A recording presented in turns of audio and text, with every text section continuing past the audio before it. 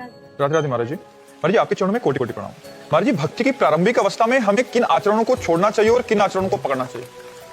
पहली रसेंद्री, हमें पवित्र आहार करना चाहिए, अभक्ष भोजन का त्याग करना चाहिए। प्याज, लहसुन, मांस, मछली, अंडा, ये सब चीजों का त्याग करना चाहिए। पहला जो कदम हमारा उठे भक्ति में, तो पहले रसेंद्री को हमें ठीक करना चाहिए। हमें अभक्ष भोजन का त्याग करना चाहिए, अपवित्र भोजन का त्याग करना चाहिए, तमोगुण भोजन का त्याग करना चाहिए।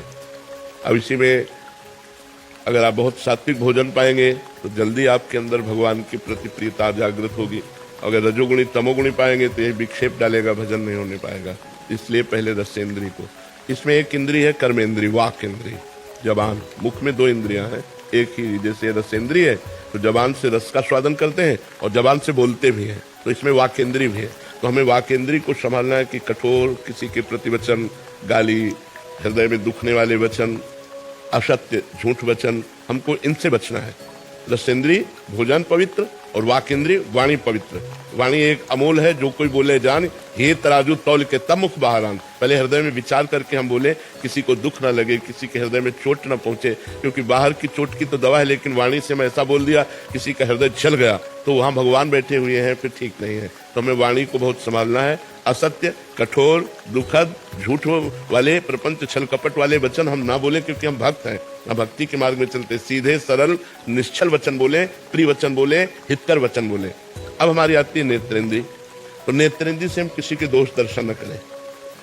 यदि दोष दिखाई भी दे रहे हैं तो क्रिया दोष में ही, लेकिन उसमें बैठा हुआ परमात्मा निर्दोष है। हम उस परमात्मा को देखने की चेष्टा करें, क्योंकि हम भक्त हैं। हम किसी के दोष ना देखें, ना दोष वर्णन करें।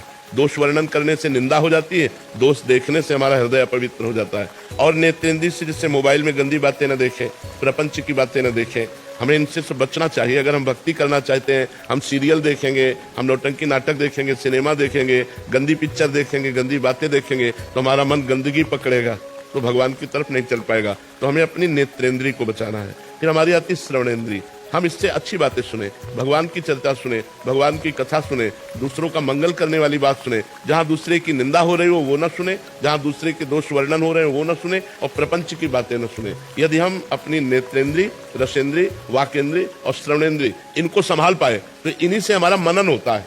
और तो सब विशेष कर्मेंद्रियां हैं, खास बात इन्हीं को संभालना है। अगर हम इनको संभाल लिया, चार को, रसेंद्री, वाकेंद्री, नेत्रेंद्री और श्रवणेंद्री, तो हमारा सुमिरन चलने लगेगा। जो हम देखते हैं, बोलते हैं, सुनते हैं, वही हमारा चिंतन बनता है। तो हम अगर देखना, सुनना और बोलना, ये तीनों हम भागवती कर ले और रसेंद्री से भोजन भगवान को भोग लगाकर पवित्र पावे, तो हमारी प्रथम भक्ति की सीढ़ी बहुत जोर से चढ़ जाएंगे हम। जब हम प्रथम भक्ति की सीढ़ी चढ़ जाएंगे तो आगे सीढ़ी अपने आप दिखाई देने लगती है। फिर हम अपनी इंद्रियों को विषयों से खींचकर, मन को इंद्रियों की अधीनता से छुड़ाकर और बुद्धि को भगवान में निश्चय करके, मेरे जीवन का लक्ष्य केवल भगवत प्राप्ति है, अब हम भजन शुरू करते हैं डट के। और जब भजन शुरू करते हैं तो आगे की सीढ़ी खुद दिखाई दे, वो प्रतिपल अध्यात्म उन्नति को प्राप्त होता रहता है। मूल नींव ठीक हो तो पूरी बिल्डिंग ठीक हो जाती है। तो नींव यही है, रसेंद्री, वाकेंद्री, नेत्रेंद्री और श्रवणेंद्री। शिवांगी जी, राधे राधे महाराज जी। महाराज जी, कुछ लोग हमें खुश देखकर कुछ ऐसा बोल देते हैं ताकि अगर हम आगे बढ़ना चाहें तो रुक हम जाएं। कुछ लोगों से मतलब क्यों रखें? तुम्हारा दिमाग है, तुम क्या बोल रहे हो, हमसे क्या लेना देना है? हम अगर लोगों को देखकर जिएंगे तो कभी जी ही नहीं सकते, हम जी ही नहीं सकते।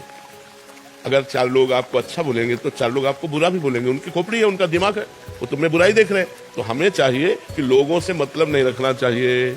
जरूरत पड़े तो लोगों का हित कर देना चाहिए। लोग हमारे पर कैसी दृष्टि रखते हैं ये हमें नहीं देखना, लोग हमको क्या कहते हैं हमको नहीं सुनना। कोई आकर तुम्हारे पास कहे, वो लोग ऐसे, उनसे चुप, शांत, हमको दूसरे से नहीं। हम अपने दिमाग से जिए, हम अपने माइंड को खुश रखें, हम अपने माइंड को अपने अंदर ही रखें, हम अपनी बातें सुने, अपनी बातें करें, दूसरे की बातें ना सुने, ना दूसरे की बातें करें, तो आप बहुत अच्छे इंसान हो जाओगे। हमको अपने में जीना है। दूसरा हमको क्या कहता है, लोग परेशान इस बात में, अगर चार वाह वाह कहेंगे तो चार तुम्हें गाली भी देंगे। संसार ऐसा है, इसलिए हमको दूसरे से कोई मतलब नहीं रखना। अच्छा चलना है, अच्छा खाना है, अच्छा सोचना है और मस्त रहना है। हमें दूसरों से कोई मतलब, लोग तो कुछ ना कुछ कहते रहेंगे, हम लोगों से कहां तक चुप करवा पाएंगे? किसी को नहीं चुप करवा सकते, आप किसी भी स्थिति में चुप नहीं करवा सकते। संसार का बड़ा विचित्र स्वरूप है, इसलिए हमको मस्त रहना है, हमें अपने आप में मस्त रहना। जो हमारी बात मान लेगा वो मस्त रहेगा। अपने आप में मस्त रहना सीखो। पीछे वाला गाली दे रहा है, छोड़ो, वो उसका माइंड है, वो उसका दिमाग है। तुम्हारा दिमाग, तुम अपना दिमाग उसके दिमाग में क्यों लगा रहे हो? उसका दिमाग परेशान है, तुम्हारा दिमाग परेशान हो जाएगा। वो जल रहा है, वो अपने दिमाग से जल रहा है, तुम उसको छुओगे तुम्हें जलन पैदा हो जाएगी। तुम्हें छूना नहीं, कनेक्शन नहीं बनाना। अपनी मस्ती में रहना, अपनी मस्ती में रहना। संजीव जी दिल्ली से। राधे राधे। राधे राधे महाराज जी। महाराज जी, हम अपने कर्मों का फल अच्छा या बुरा इसी जन्म में भोगते हैं या वो हमारे साथ अगले जन्म भी जाता है? हिसाब किताब तो बहुत बड़ा गोदाम है। अगर भजन करोगे तो संचित कर्म जिसे कहते हैं वो गोदाम है कर्मों का, करोड़ों जन्म हमें देने पड़ेंगे। अगर भजन कर लिया तो उसे हम भस्म कर सकते हैं। भजन के बल से संचित कर्म को भस्म करके प्रारब्ध को भोग लेते हैं इसी जन्म में और क्रियमाण भगवान को समर्पित कर देते हैं, मुक्त हो जाते। और अगर भजन नहीं किया तब तो फिर पुनरपि जननम पुनरपि मरणम पुनरपि जननी जठरे शयनम, बार बार ये प्रपंच चलता रहेगा। इस प्रपंच को रोकना है तो खूब डट के भगवान का भजन करना पड़ेगा। खूब राधा राधा नाम जप करो, किसी को कष्ट मत दो, ये गंदा आहार मत करो, मांस मछली अंडा शराब ये सब गंदी बातें ना करो, तो बढ़िया जीवन हो जाएगा। कमल काकड़िया जी। जी राधे राधे महाराज जी। महाराज जी, आपके श्रीमुख से हम सभी साधन भजन और राधा नाम की महिमा सुनते हैं। महाराज जी, आप कह रहे हैं कि कुछ दिव्यांग बच्चों के लिए हम पूछना चाह रहे हैं कि जिनको शारीरिक और मानसिक कमियां हो, जो बोल ना सक रहे हो, सुन ना सक रहे हो, ना समझ सकते हो, ऐसे जनों का कैसे कल्याण हो सकता है महाराज जी? भगवान का चरणामृत पिलाया जाए, शरीर में उनके वृंदावन की रज लगाई जाए और भगवान नाम कीर्तन किया जाए, तो वो सुने ना सुने। जैसे हमारी त्वगेंद्रिय आग की आंच में महसूस करती है कि गर्म है, एसी में महसूस करती है ठंडा है। हम सुन नहीं सकते, देख नहीं सकते, लेकिन वातावरण का प्रभाव तो पड़ता है ना। तो यदि हम उनके सामने वातावरण प्रकट करें नाम कीर्तन का, वो बोल नहीं सकते, सुन नहीं सकते, लेकिन वो वातावरण उनको पवित्र कर देगा। हम गंगा नहावें उनको तो उनका शरीर पवित्र होगा कि नहीं? वो सुन नहीं पा रहे, बोल नहीं पा रहे, तो हम नाम रूपी गंगा नहावें, आधा घंटा नाम कीर्तन सुनावें और उनको चरणामृत पिलावें और चरण रज वृंदावन की लगावें, महापुरुषों की सब रज है, इसके प्रभाव से उनका कल्याण होने लगेगा। जो सुन नहीं पाते, देख नहीं पाते, बोल नहीं पाते, उनका भी कल्याण हो जाएगा। देखो चरणामृत में बड़ी सामर्थ्य है। अकाल मृत्यु हरणम सर्वव्याधि विनाशनम श्री कृष्ण पादोदकम पीत्वा पुनर्जन्म न विद्यते। अकाल मृत्यु नहीं होगी जो रोज चरणामृत पीता है, और समस्त रोगों का नाश करने की सामर्थ्य चरणामृत में है, और वो भगवान को प्राप्त होता है जो भगवान का चरणामृत पीता है। तो यहाँ फ्री मिलता है चरणामृत। राधा वल्लभ जी बाकी बिहारी कहीं भी मांगो थोड़ा चरणामृत दे देंगे, उसी में पानी मिला लो, सालों चलाते रहो, जब खत्म हो तब पानी मिला लो, फिर चलाते रहो, तो चरणामृत ही रहेगा। वो एक बूंद चरणामृत में 1 कुंतल चरणामृत तैयार कर सकते हो।